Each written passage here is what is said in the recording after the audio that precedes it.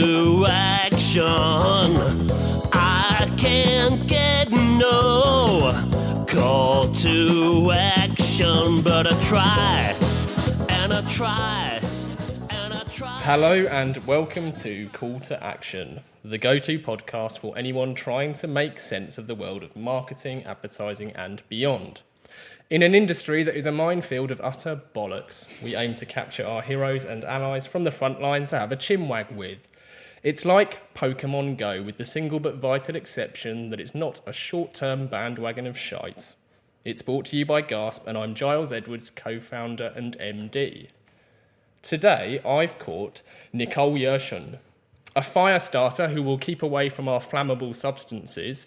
Nicole is CEO of the NY Collective, where she ignites fires of change, consulting with huge brands like Ford, British Airways and Pizza Hut.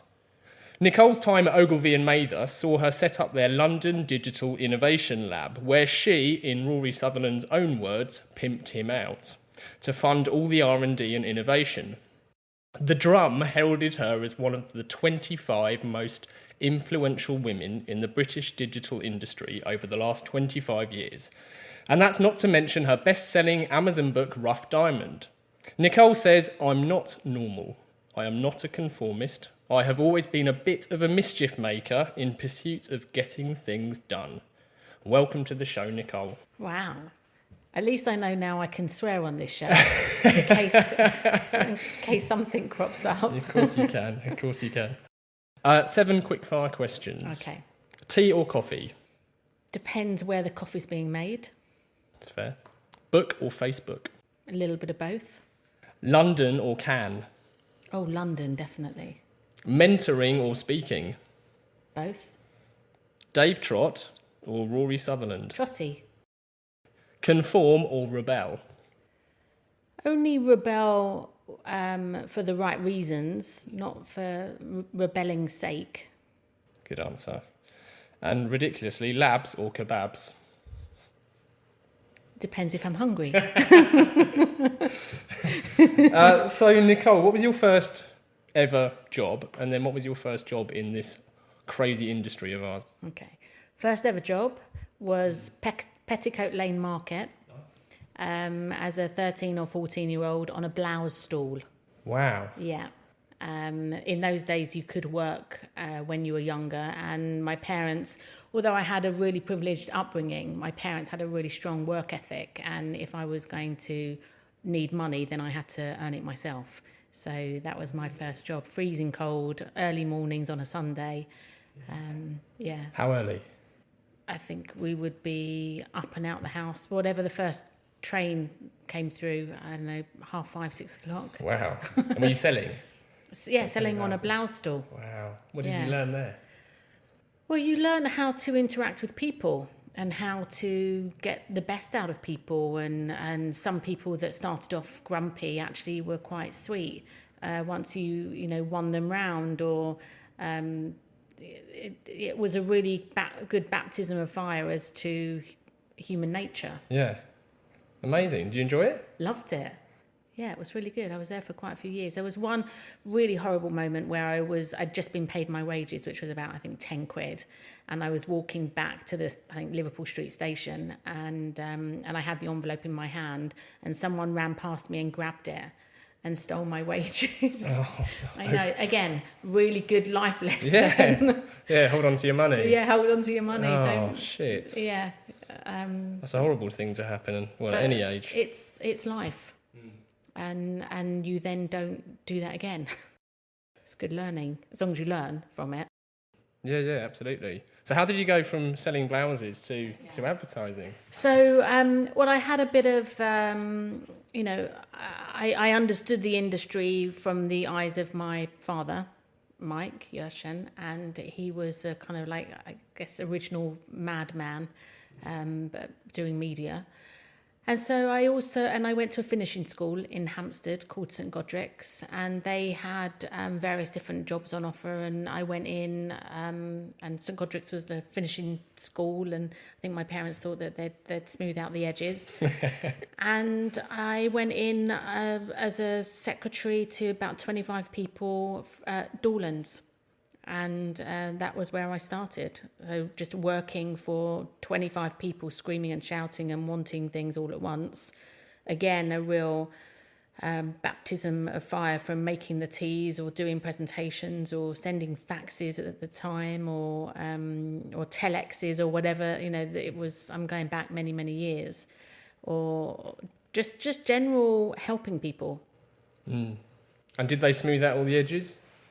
I always had a strong sense of self and values. So if I wasn't the kind of person that was going to put up with any bullshit.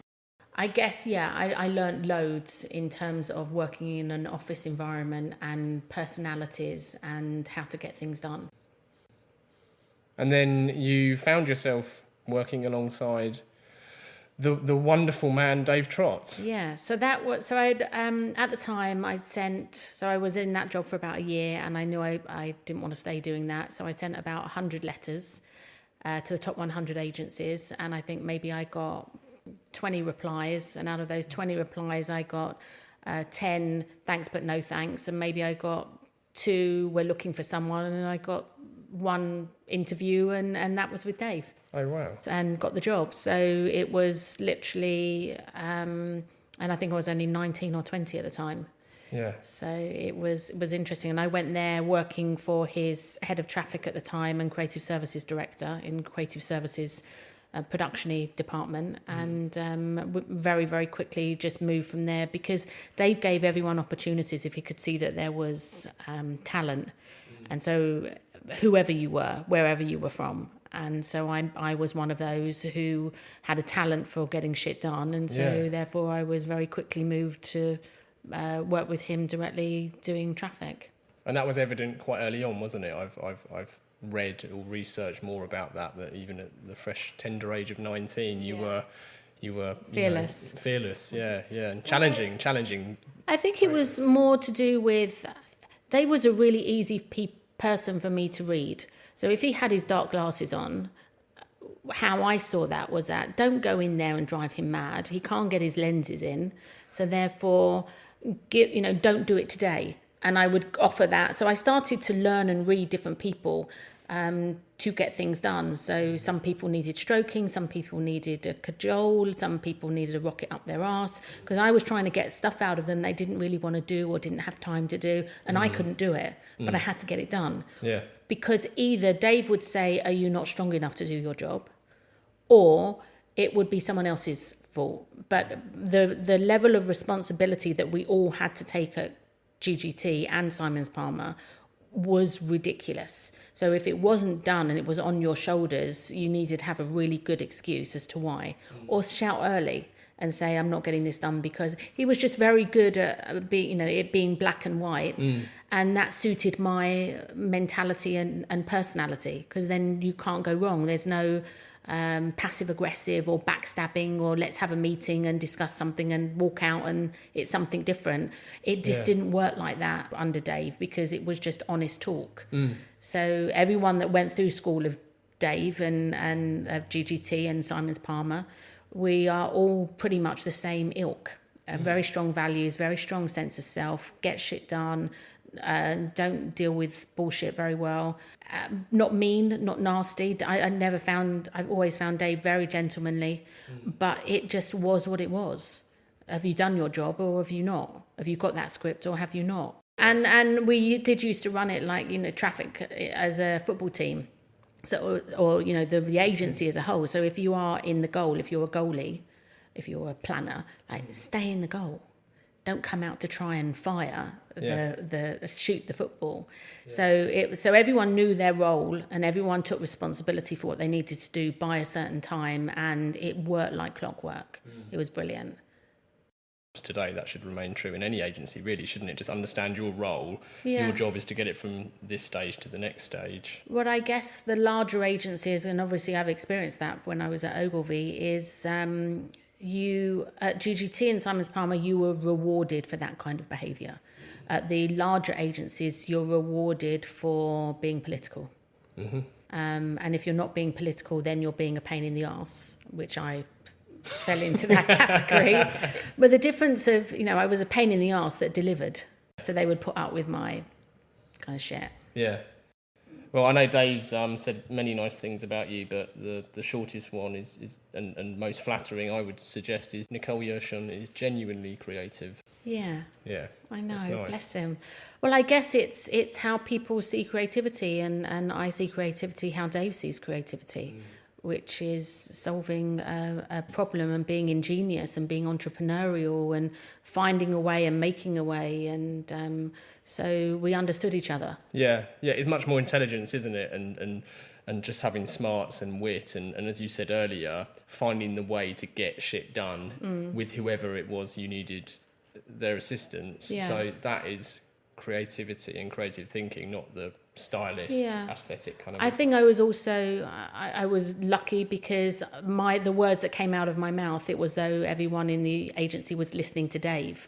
So I was his mouthpiece, if you like. I was getting things done, and so people would jump because if I've said it, I had his backing.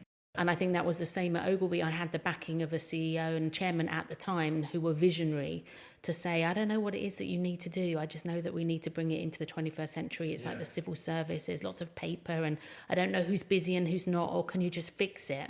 Having someone give you that ability to be a maverick and to fix, not in the short term, but fix in the long term. I mean, I had a note recently from a CFO who's been with Ogilvy for 20 years, and she said she just finished reading my book, and she just went, I've said to numerous people, the offices I've been working in around the world, why don't we have a Nicole? Because she's just, what she's done in that space of time has been incredible. But I guess they are more looking for short-term solutions, and any CEO that is in those companies don't stay very long. So, in her 20 years, there's probably been 10 CEOs that have come through the door. Yeah. It's a short-term thing. Short-term tenures represent a problem, don't they? But so how did you end up at Ogilvy? Just pure, I've never done a CV, so it's just pure reputation. And so GGT, I worked with the people that set up Simon's Palmer. So we were all at GGT together, Simon Clemo, Carl Johnson, and Paul Simons. And they set up Simon's Palmer, and I went to work with them after about 5 years at GGT. And I was there for 9 years and had my kids there, and they allowed me back on a 3-day week, and I had like 12 weeks maternity, I think, at the time. And then I got a phone call from the chairman of Simon's Palmer when he'd sold his company. He was at Ogilvy, and he said he was the one who gave me that brief. There was him and a guy called Mike Walsh, who had been at Ogilvy for many years, really well respected, lovely guy. And they understood the power of what it was that I was going to be able to deliver, and I always had their backing. So very difficult to do a job like I was doing without the backing of those kind of people. Yeah. And what you did was revolutionary to a point. So bringing Ogilvy into the 21st century, binning 10,000 reels, everything else that about went 60,000 reels. 60,000 reels in Stockwell. Right. In storage that they were paying X amount of money for every month, like rent, to keep these reels in. And the technology was there. The technology was changing. I was just keeping up to speed with it all and seeing all the companies that were doing interesting things. And I'd found a company where you could digitize all of those reels and then start putting them into digital asset management systems, and it just kind of went from there. So I was always on the lookout for what were we doing that wasn't working or could be done better, bigger, better, stronger, faster, and then implementation. It was not rocket science. It was being incredibly efficient. But a lot of the problems that, there was a couple of things that I talked about in the book with, say, the Pizza Hut client. There were things that I was trying to change where my efficiency was directly going against the business model, where they can earn lots of money by charging for lots of people, for lots of meetings, to just keep going on and on and on with meetings and solving the wrong problem really well. I was the opposite end, where I was suggesting 5 people on the job maximum, not charging by the hour, charging by the project specifically, and getting it done efficiently. that was then always going to be an issue. I'm not just talking about the ad industry, I'm talking about anyone that charges in that way. Yeah, and I suppose for that, it wasn't just a case of making systems which were antiquated or processes which were quite antiquated, bringing them up to speed. It was, as you say, it was the business processes associated. Yeah, it was getting money in for the person, and trying to put as many people on that project as possible. And when you do that, things then get less efficient because everyone's got a point of view. You can't gather everyone to the meeting on time. No one's taking responsibility. So when you do something very efficiently, which that's my bread and butter, that's what I'm capable of doing. Where you then, to do one job, you have 5 people on it, 2 of them are on client side, and the client is told very, very clearly, there's going to be no face-to-face meeting, everything's going to be done on WhatsApp or Slack or whatever it was that we picked. There's going to be 3 people agency side, myself, the producer, and Rory, who was the creative, and it's going to be turned around and very clearly defined, this is what you need to do by this date. So my traffic experience comes really into account, and people taking responsibility that if you haven't done it by a certain date, then you're not going to get to the air date. So if you're coming on this train with me, then you need to abide by the rules so that we can all work together to get done what you want to get done.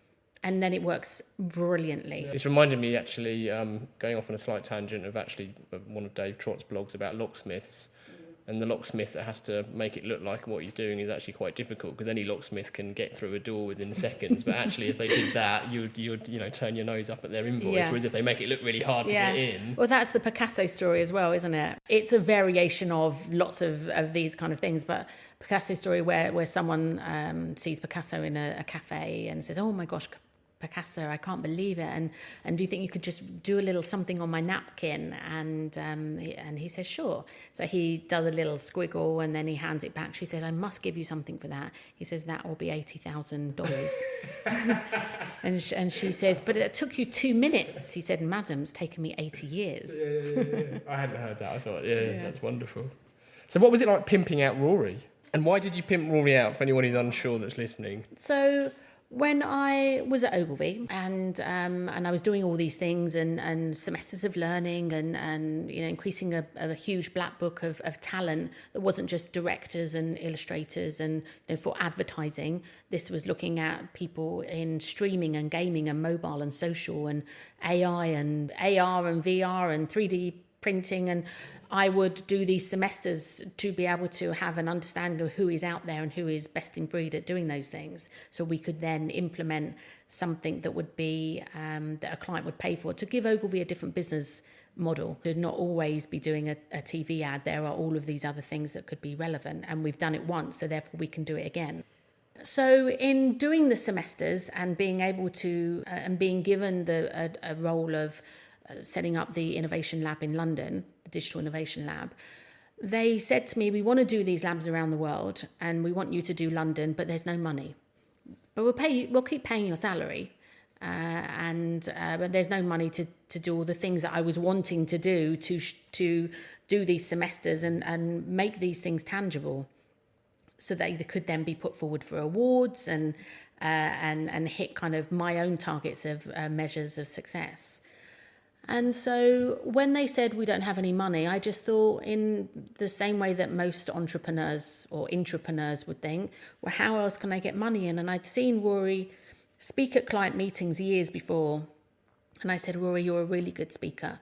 What if I could act as your agent and I could get you on the TED circuit and the speaker circuit, and I act as your agent, and the money that I get in for you to talk comes into my lab R&D pot that I'm creating?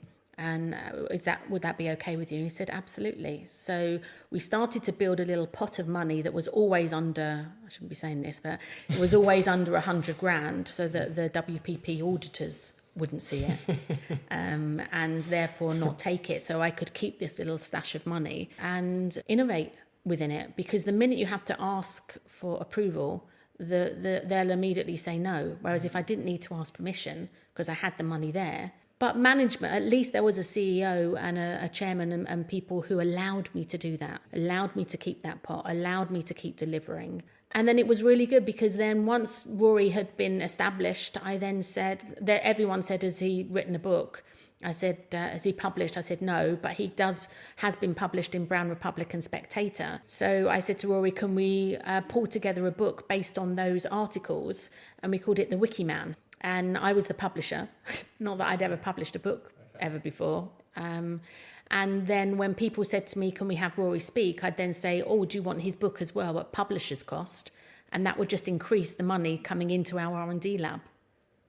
Amazing. It's hard to get hold of the Wiki Man. I'm sure you're aware. Yeah, but I mean, that's kind of, I don't know. The guys actually that could probably help with that are It's Nice That. And Will and Alex, because that was one of the first jobs that they did, was was do all of the design and everything for the Wiki Man. Yeah. And we had a guy from Ravensbourne, I think it was Rupert, who did all of the editing of all of the stories to weave them together. It was a brilliant book. It is, yeah. It's wonderful. But yeah, notoriously hard to get hold of a printed copy.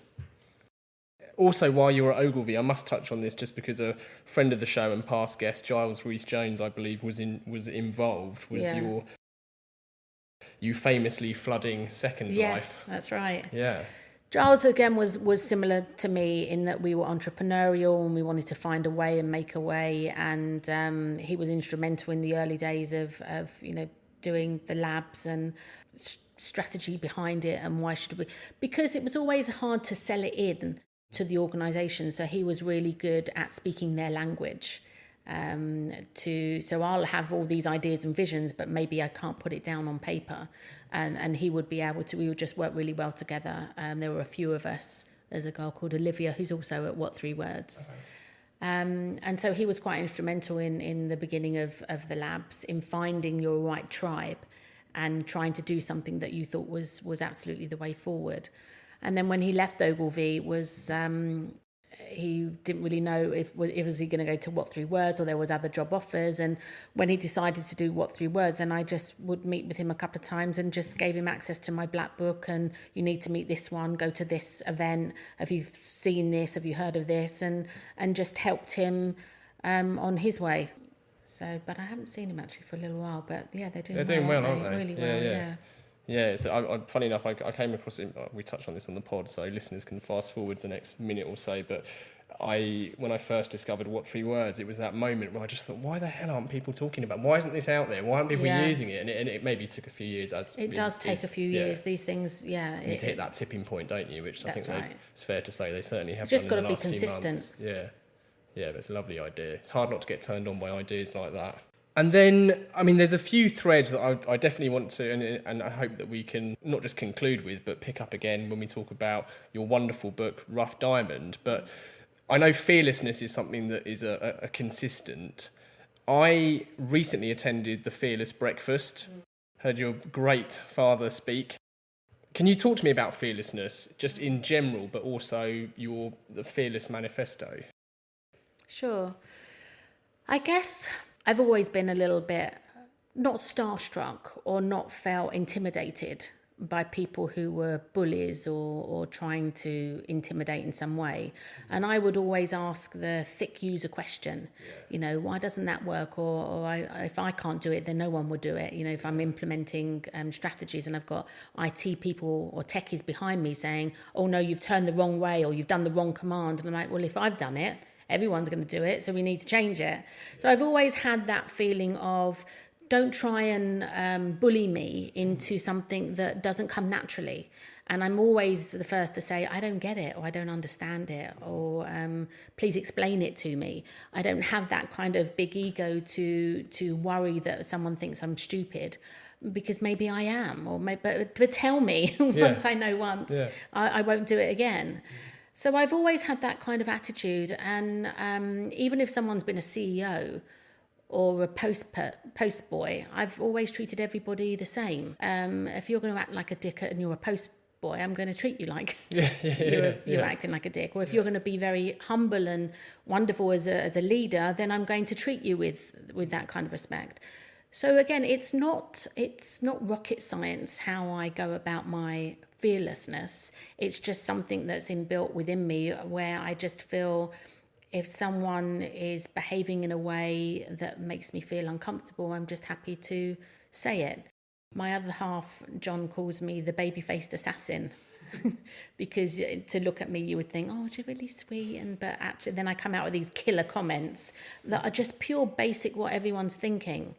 But I just want to know. The Fearless Breakfast came about because I'd been doing some work with London Business School, and I'd done some work with who they were the teaching. I'd been pulled in as a practitioner as opposed to a theorist for this company, and I met with them. And they wanted me to do a talk at the business school. I said, there's only 8 of them. Let's go take it to Soho House. Let's have a proper discussion rather than PowerPoint presentations, and let's do it in a different way. So one of the people, and we went through the issues that I'd gone through, problems I've encountered, solutions I've put in place in terms of change within a large organisation. And one of the guys turned around and said, I said, what issues are you facing? He said, well, I've been trying to affect change for the last 4 years, me and my team, and it's just never going to happen. We go to our line manager and there's always a yes, but, and nothing ever happens, and ideas stay in the bottom drawer. And I now have a KPI attached to me doing this course at London Business School, which is change. And I've been trying to do change for 4 years, and it's just, how are you going to help me type thing. So I said, well, I can help you immediately. There were 8 people there. So I said, do you all have access to budget? They said, yes. I said, okay, so can we take a little bit of each of your budgets and make one pot? That means you're all in it together. You don't really know each other. You're in different countries, but you all work for the same organisation. But now you all are in it together with this one pot of money from each of you. Now let's work out issues that you've all encountered that are generic, not just your issues, but issues across all of you. And they came up with 2 or 3 that were really good. I said, and now let's, for the next hour, talk about solutions for those issues and what could be done. And we probably came up with about 7 or 8 different solutions. So I then said, so what's stopping you? You've got your pot of money there. You know what your problems are. We've now worked out some solutions that can be implemented. And they looked at me with 2 things, like one, like I'd handed them the crown jewels, but 2, with utter fear. And then I got a barrage of yes buts. And I said, well, I don't know why you're saying that to me, because we've already gone through the fact that you don't need to get permission. This is your pot of money. You can do with it as you want. I said, so I'm just holding a mirror up to all of you in that you are not taking responsibility for your actions. Yeah. It's easy for you to blame your line manager for the last 4 years than actually do it yourself. You've got the funds there.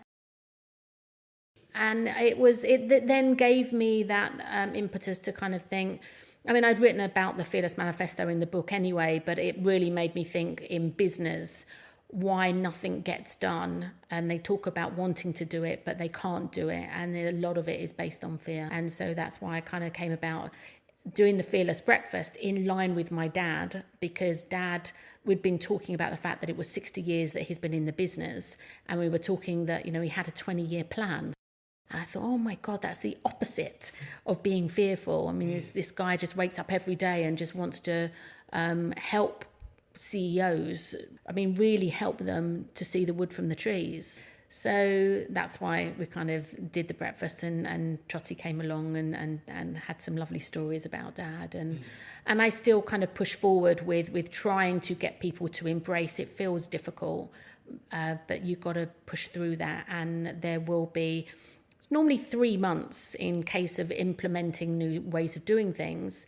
Really, after 3 months, people forget how they used to do it once you've put that change in place. Yeah. And that's where the whole behaviour thing comes in line. It's a real consistent. We've talked about risk and risk aversion in the industry, and again in different shapes and sizes. But I think that yes but response is alarmingly common, and it's human instinct, isn't it? To be concerned about change. But I suppose blaming your line manager, that's something that you wouldn't have got away with at GGT. No, if an idea comes out, then you find a way to get it done. You pull upon your network, and that's the beauty of being a super connector, which is kind of what I am. But the finance people don't seem to know how to measure that. And it is immeasurable. in terms of how you can make something happen from nothing and the alchemy that goes with it. Yeah, that's a really topical point to mention. I'm funny enough, I'm doing a talk in a few weeks' time where I talk about the sense and nonsense around creativity and creative thinking, and just that whole point that I know comes up that Rory's mentioned before about there's nowhere on a spreadsheet to measure creativity. Yeah. But unfortunately, I mean, I don't know whether this is true or not, but I like to think more and more recently, with the explosion of certain digital channels and methods of ad delivery, that measurability is such an expected thing to have, and for people to be able to... Depends what you're measuring, though. That's the whole thing. Exactly. So at at Ogilvy, for instance, because I mean, the lab closed down was because I wasn't running it as a P&L.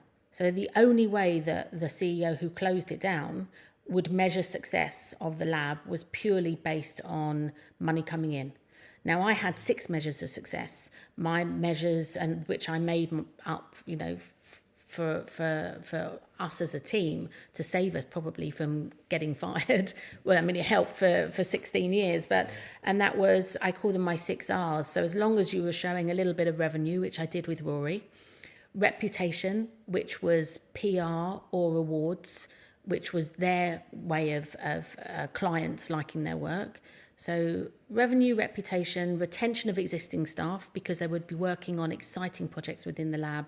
I'd ask them to put their hands up, who's interested in behavioural science, and then I'd get I send it to all of the company, 2,000 people. I'd get maybe a dozen people saying I'm in, and I'd get them as my advocates. Yeah. And they'd work with us as the lab team on that semester. So all of their learning was then all pulled together and disseminated. So revenue, reputation, retention of existing staff, recruitment of new diverse talent, which is Rough Diamond, relationships, that's the black book that came out of the semesters where we would see 10 to 15 different companies every single week, and responsibility, giving back. Now, I felt that for me, they were really good measures of success to keep us doing what we were doing. Not good enough for a CEO who's an Excel spreadsheet person, who is looking at the space that you are in, how many Macs do you have, your money, your pension, your whatever it is, the final amount, and just looking to let's just cut it. So it's not that I'm stupid.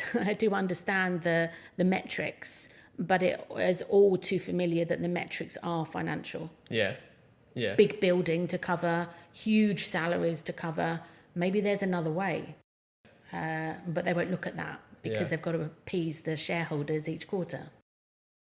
Yeah, that's a really, really good point. Those 6 R's are wonderful too. And just having a different type of measure and understanding a truer measure is so important. But it's hard to communicate that, right? Certainly, I suppose, big businesses. Well, only when they've got one measure of success, which is financial. I mean, I'm sure many businesses have lots of measures, but from my experience and the experience that, when the lab was closed down, that was the only reason. And the reason I can speak so freely about it was because I didn't sign anything. Yeah. I didn't, sign an NDA or take money for a story that was not the truth. So let's talk about NY Collective. So what is the NY Collective? What does it do? It's funny because a lot of people say, have you moved to New York? I'm like, no, they're my initials, which is a good play on my name. But the NY Collective it's a mix of things as to the kind of things that I do, from working directly with brands like Go Compare or Great Western Railway or Danone, or where I'm orchestrating, I guess, for want of another word, where I'll go in there, they have a specific problem or want to launch something specific, and they don't have the expertise or don't know who is an expert within their company, or maybe they need a couple of trombones or a violin or a this or a that, and then I harness the power of the collective and the black book and the people within the organisation, where I sniff out the rough diamonds or the people, the jobs that they're doing, and that would be really good for that. And that's where you then start to see 3 people doing the same job, or 3 people speaking to the same company and didn't even know that they were speaking to the same company. So it's just streamlining, and so there'll be things like that, or there'll be things, like I've done with Danone, which is to educate, inspire, and do days, workshop days for them, or event days, where I'm pulling in, the question is, what will our supply chain look like, our future supply chain with infants, baby nutrition?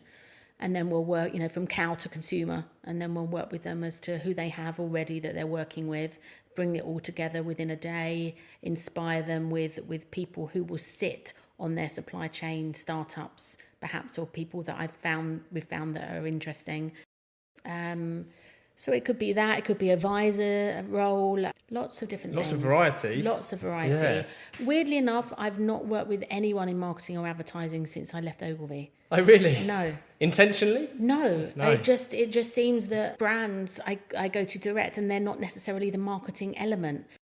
I'm finding much more, because of business and understanding business that much more now, especially since being away from that space, is that when you're advertised say a Dove ad, and there's a bottle, and we as customers now, we look at that ad and we think, well, where's that bottle from then? Where's that plastic? What's inside it? Or who, the company that's advertising that, well, how are they treating their women? Do they have women on their board? And then we're looking at the manufacturing and supply chain. So now there are three elements that we as consumers demand, not just to be advertised at, the marketing, but also we need the management of that company and also the manufacturing of that company. The it's much bigger view, much bigger Yeah. view, and that's why you're seeing the Accentures or the Deloittes, or having those conversations much higher up that aren't necessarily just about the marketing. Marketing is still really relevant, but not in a silo. Manufacturing is really relevant, but not in a silo. Management of a company, really. But if you can start to pull all of those pieces together and remove those silos, which is what I was doing with that company that I was working with at London Business School. None of them knew each other, and they all worked for the same company, and they were all in different countries, and they all had different job functions. And it was just trying to, by giving them that one idea, to get them to work together for a common goal. And again, maybe companies need to put measures of success in as to how often have you worked with other people within the organisation.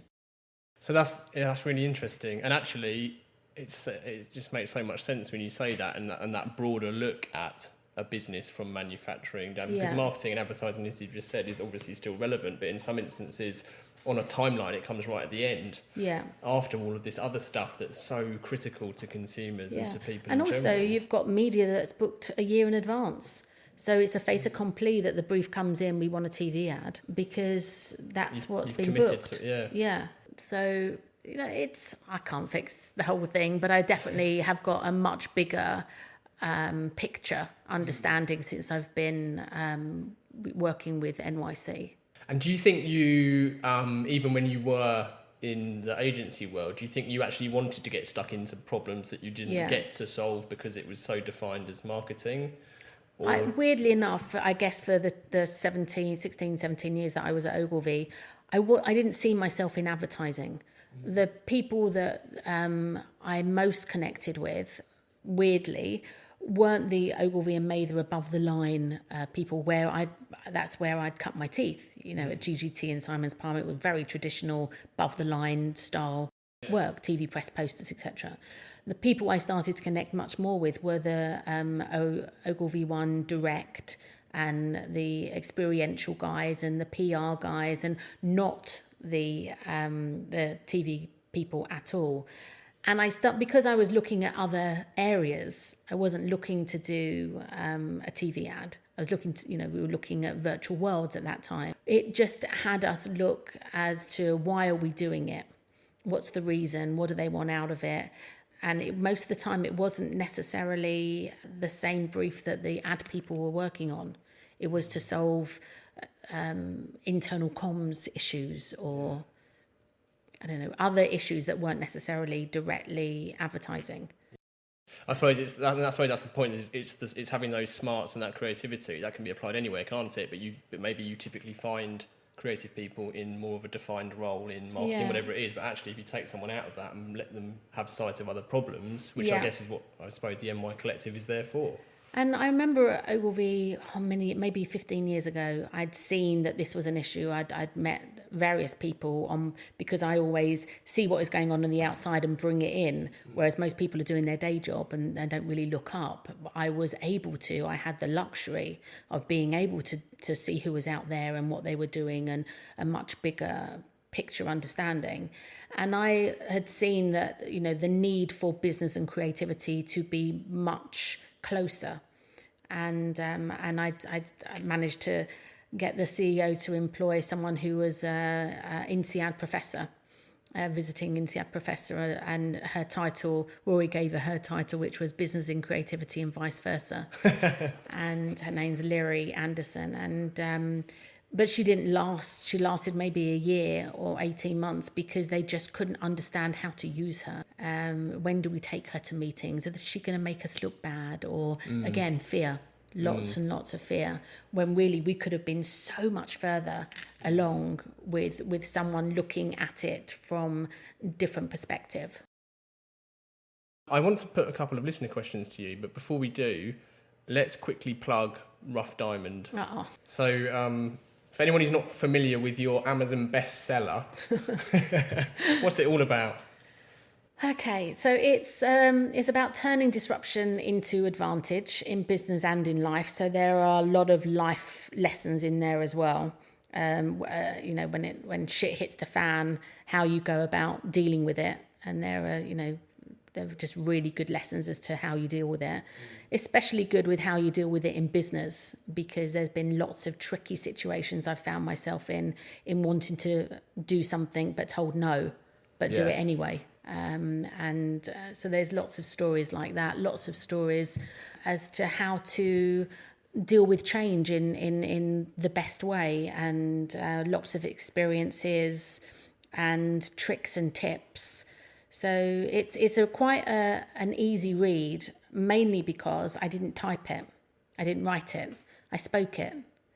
So when it came about me trying to type the book, or, you know, getting the words out of my brain and into my fingertips, I found that really difficult. Whereas my partner had suggested, well, there's an app called Day One, which is a journal app, and as you speak, it types. And I kind of did. I'm a natural speaker communicator, and I found it much easier to get the words out by speaking out loud. So as I'd do one paragraph, go back, make changes, because I'd say Dave Trott, and it would put Save Trott. Save Trott on a picket line. So I would go back and make a few changes, and then I'd do one paragraph, another paragraph, and looked round and a chapter was done, and looked round and 16 chapters were done. Yeah. So, and I did that between the spaces of the February to the June. So really 7 days a week, very committed. From my hours that I found I was most awake were 4 till 7 at night, and I'd be rewarded with dinner at like 7:30, 8 o'clock or whatever. And Did you have a structure to that though? Did you know as in like what you were planning to talk about that week, or how? Yeah, the structure was all in the chapters. Yeah. So I knew, I thought about what am I going to put in that chapter. Okay. And then I would finish that chapter. Right. Over the course of a couple of days. Okay. But I mean, I'm still very structured like that, even with my own marketing, if you like, because I'll do 7 days a week, an hour each day, say half an hour in the morning, half an hour in the evening, across all of my channels like LinkedIn, Twitter, Instagram, Facebook for me, and Facebook for the book. And I will constantly be updating whatever it is, but not all the same story, spamming all the same sites. Most of the time there'll be different things I might have read, an event I might think that's interesting, something to share, something I've been, your podcast, your book, things that I find interesting that I'll share across all those platforms, but very methodical, 7 days a week. I guess that's just my awareness, and then interest, and then desire, and then action. So the basic AIDA. Because especially when you're on your own, it's down to you to spread your story, and we're all a brand, aren't we? Now, so it's just I am in control of what it is that I want to say. Nice. So how did you reward yourself when you finished the final chapter? God, I was so relieved. I just relieved that it was done. I was relieved I didn't take the money from Ogilvy, and that I could express myself fully. and be totally honest and transparent with really how things had happened and my story throughout. Didn't have to go through lawyers or get things approved. I could just, it was very cathartic actually, getting a lot of things, divorce and mum having terminal cancer. And, it really does go into intimate detail of problems that we all encounter, particularly more so with me within work, because that was the route that I went, was to try and make things better, which is called change, but it's seen as actually that you're a pain in the arse. Yeah, and there's a fine line, isn't there? And I think you've articulated that earlier really well about being not a troublemaker or a mischief maker.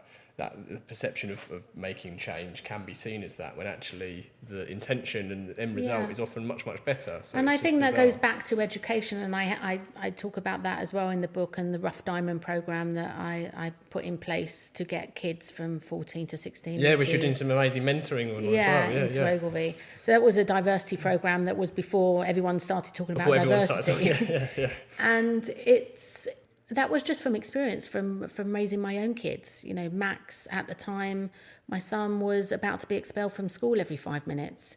And then I really kind of got down to it. Well, what's he doing that's so bad? And actually, he was just disruptive in terms of, he would ask the teachers, well, why, and how you said, and how come, and how do you know? And Google said something different. And the teachers would say, sit down and shut up, and I don't want to hear from you in 8 hours. And he couldn't. And I was seeing that in the work environment, where the agency people were saying to the newbies coming in, sit down and shut up and I'll tell you what to do, and not allowing for this new way of thinking, or actually not rewarding them for thinking in different ways. We've always done it like that, so we're going to continue to do it like that. Don't mess with the system. People like me can't help it. And I don't know why we are different necessarily from, maybe it's creativity. I don't know, but we can just see another way. Yeah, but that being inquisitive is so powerful, and that's what is so. It's just dangerous to lose that. Funny enough, I remember getting absolutely hammered in my first ever agency role for asking a senior client what a certain acronym meant that he was chucking around everywhere, and he didn't know, and I was hammered after the meeting. I was pummeled for asking that question, but I didn't know what he meant. So I said, it's funny, there was a girl that worked with me for years, Tara, and I always promoted her above. She was a baby planner, and I always saw her actually as a very senior planner. And she was working with me on a particular job, and her line manager had made her cry. And I thought, oh, well, this must be good then if she's crying. If they've made her, they must be worried about something. Yeah, it's that fear, isn't it? Yeah. And so she's crying, and I'm laughing, and I'm saying to her, this is going to be good. Yeah. Amazing. Yeah. Questions. Right, so asking the general public for their opinion, be it on Brexit or boat names, is notoriously fraught with danger, but that's not stopped us asking. So we've had a question in from Grace. Grace says, you talk about people needing to be comfortable with experimentation and ambiguity. Can you elaborate on that and advise how we can get other people to be comfortable with it too? I think you have to test and learn, because you can't have an opinion until you've done it. And so therefore you have to do it on a small scale, not huge, on a small scale. Make it happen, and then you can say, oh no, actually we shouldn't have done that, or actually that's worked. So have an opinion when you've actually got your hands dirty. So the whole people getting other people's talks written annoys me, because the people who are giving the talk haven't actually done the work. So therefore they can't empathise, and they don't know whether it actually has worked or hasn't worked.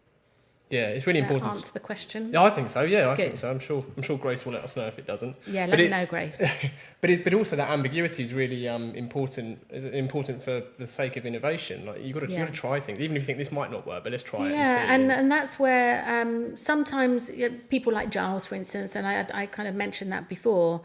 I can't always, like when I did the Rough Diamond scheme, and the chairman at the time or CEO said, I do not want you doing that. I said, but I can't, you're hiring people like white middle class, Oxford educated over and over again. And I'm not able to work with them in terms of wanting them to think of other ways of doing things. And I've come up with this idea and I couldn't really express it, I guess, eloquently enough, or even in a PowerPoint. I just knew that it was the right way forward because I am a visionary and I'm looking at new ways of doing things. And he said, no, don't want you to do it. And it was kind of a couple of years later and it was all done and structured and working brilliantly. We'd had our first batch of rough diamonds in a couple of times over. And he said, I've just had lunch with the Dean of Ravensbourne and you're doing work with them. And I said, yeah, we're doing like this much work. And he said, that was a really good idea of mine. As in, it was his idea.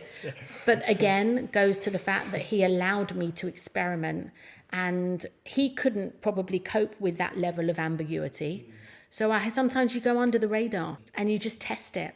And you just test the waters. And it's fine for me because I'm fine with ambiguity. I know something will come of it, right or wrong. Test and learn. So you just find the people who are okay with it, small little task force, and you go ahead and you test and learn it, and then you can come back with, we've done this and this is what it looks like, and then you've got the PowerPoint to back it up. Yeah, and then you learn from it. Yeah. That's what I've always said when we touched on it before we started recording about failing and getting people to try and fail things, because then in failure you learn, oh, that didn't work, or this didn't work, maybe it's this. Yeah, not everyone learns. I think true. that's also a life lesson. So try and, if you're in this space, try and find the people that are like-minded, similar tribe. Yeah. Or you just bang your head against the wall consistently. Yes. Question 2 is from Matt, and Matt has asked, what other agency process, so I think he's referring back to Ogilvy and digitising the trafficking process and everything. What other agency processes do you think still need improving? And he's put in brackets billing, meetings, job trafficking, etc. Oh God, I could. Those are the kind of workshops that I work with. It depends what the problem is. Yeah.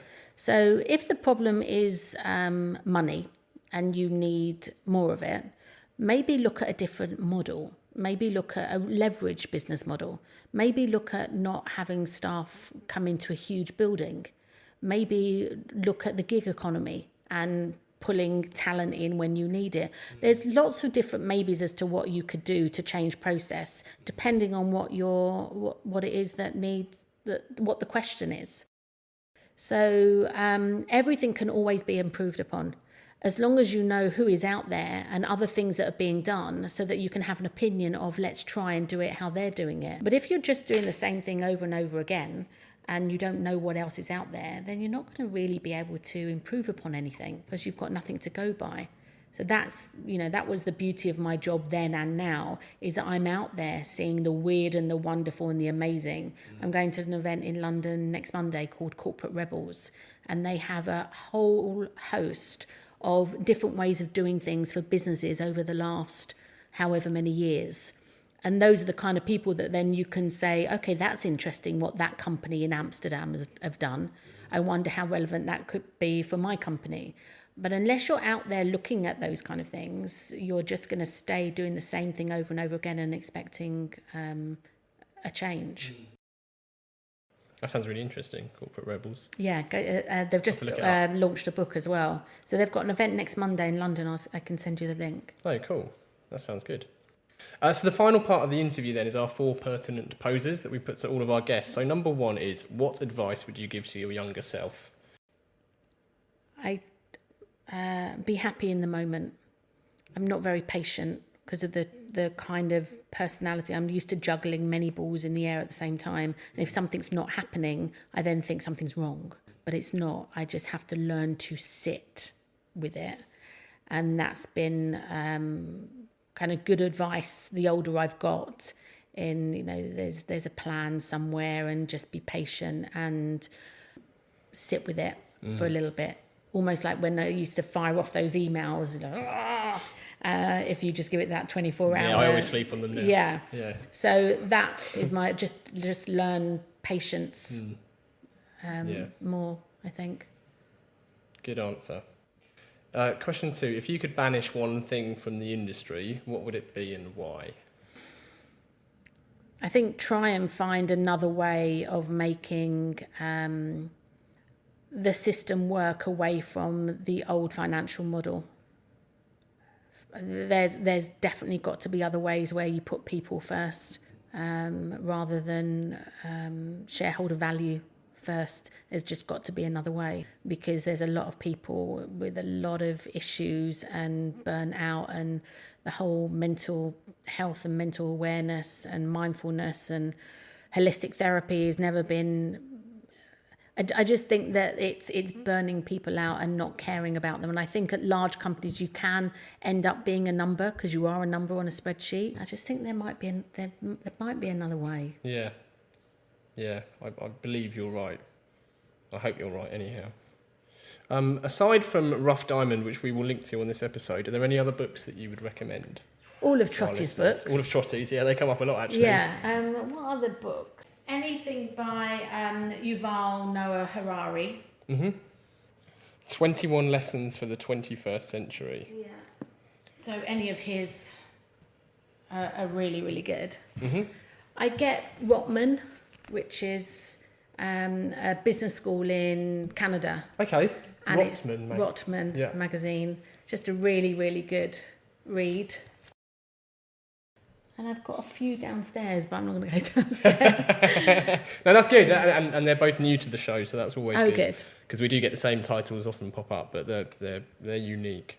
So we will link to those. And the fourth one is we always like to dedicate every show to someone, and we always ask our guest if they would do the honours. I definitely would dedicate it to my mum, who passed 3 years ago. I had a really huge awakening, and I talk about it in the book, where I thought all of my success was down to my dad, and that I take after my dad, but actually a lot of the success was down to my mum being difficult and pernickety, and nothing's ever good enough, and it gave me the ability to brush all those things off my shoulders.